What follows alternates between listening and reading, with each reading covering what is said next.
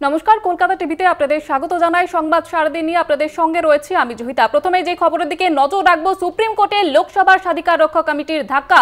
মুখ্য সচিব বিপি গোপালিকা সহ 5 আমলাকে ডেকে পাঠানো নোটিশে শীর্ষ আদালতে স্থগিতাদেশ। এমনটাই জানা যাচ্ছে। টাকিতে সুকান্ত মজুমদারকে হামলার অভিযোগে 19 ফেব্রুয়ারি প্রশাসনিক কর্তাদের হাজিরার নোটিশ পাঠায় প্রিভিলেজ কমিটি এবং সেই নোটিশ মামলাতে কিন্তু স্থগিতাদেশ দেওয়া হয়েছে। আপনাদের আবারও একবার জানিয়ে রাখবো যে ঘটনা ঘটেছিল সন্দেশখালীতে। সুকান্ত মজুমদার যাওয়ার সময় তার উপরে হামলা ঘটে এমনটাই অভিযোগ তুলেছেন তিনি এবং সেই ঘটনায় কিন্তু মুখ্য সচিব ডিজি এবং এসপিকে তলব করা হয় এবং তাকে ডেকে পাঠানো হয় স্বাধিকার রক্ষা কমিটির তরফ থেকে। কিন্তু এই যে ঘটনায় মামলা চলছিল সেই ঘটনায় কিন্তু স্থগিতাদেশ জারি করা হয়েছে আপাতত।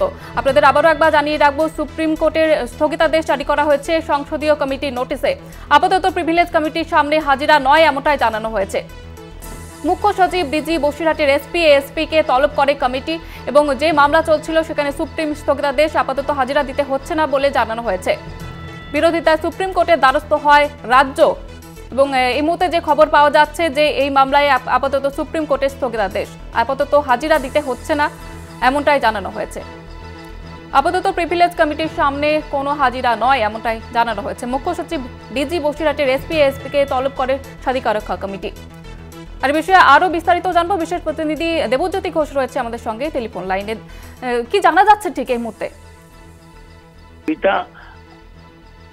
পার্লামেন্টের যে এথিক্স কমিটি, রাজ্য পুলিশের ডিজি, এছাড়াও চিফ সেক্রেটারি এবং বসিরহাট থানার অফিসার সহ বসিরহাট পুলিশ ডিস্ট্রিক্টের এসপিকে ডেকেছিলেন। সেখানে কিন্তু সাময়িক স্বস্তি মিলেছে। আগামী 4 সপ্তাহের জন্য স্থগিতাদেশ দিয়েছে সুপ্রিম কোর্ট। রাজ্য সরকারের পক্ষ থেকে আদালতে গেছিলেন এবং যেভাবে এথিক্স কমিটি তাদের ডেকে পাঠিয়েছিল, এই মুহূর্তে রাজ্যের পরিস্থিতি বিচার বিবেচনা করে তারা সুপ্রিম কোর্টের দ্বারস্থ হন এবং সুপ্রিম কোর্টের পক্ষ থেকে আগামী 4 সপ্তাহ স্থগিতাদেশ দেওয়া হয়েছে এবং পরবর্তী শুনানি 4 সপ্তাহ পরে হবে। তখন এই কেসের ভবিষ্যৎ ঠিক হবে। তবে তোমায় বলে রাখি, এই 4 সপ্তাহ পরে কিন্তু এথিক্স কমিটি যেটা গঠন হয়েছিল তার কিন্তু কোনো কার্যকাল থাকবে না, কারণ তার আগে লোকসভা নির্বাচন ঘোষণা হয়ে যাবে। অর্থাৎ বর্তমানে কিন্তু রাজ্য সরকারের যে প্রতিনিধিরা রয়েছেন বা যাদের এসসি এসটি কমিশনের পক্ষ থেকে ডাকা হয়েছিল, সেখানে সাময়িক স্বস্তি মিলল রাজ্য সরকারের। ধন্যবাদ দেবজ্যোতি। বিশেষ প্রতিনিধি দেবজ্যোতি ঘোষ ছিলেন টেলিফোন লাইনে। আপনাদের আবারও একবার জানিয়ে রাখবো যে এই ঘটনা ঘটেছিল সন্দেশখালীতে যাওয়ার পথে হামলার মুখে পড়েছিলেন সুকান্ত মজুমদার। তিনি এমনটাই জানিয়েছিলেন, এমনটাই অভিযোগ তুলেছিলেন এবং সেই কারণেই কিন্তু এসপি ডিজিকে তলব করা হয়েছিল স্বাধিকার রক্ষা কমিটির তরফ থেকে। কিন্তু সেই মামলায় আপাতত স্থগিতাদেশ জারি করা হয়েছে, আপাতত হাজিরা দিতে হচ্ছে না তাদের। আর এই প্রসঙ্গে তৃণমূল সাংসদ শান্তনু সেন তিনি ঠিক কি মন্তব্য করেছেন শোনাবো আপনাদের। সুপ্রিম কোর্টের এই রায়ের মধ্যে দিয়ে আজকে মনে হলো যে হাজার চেষ্টা করেও এখনও বিচার ব্যবস্থাকে পুরোপুরি নিজেদের নিয়ন্ত্রণে বিজেপি নিতে পারেনি। সুপ্রিম কোর্টের এই রায়কে আমরা স্বাগত জানাচ্ছি।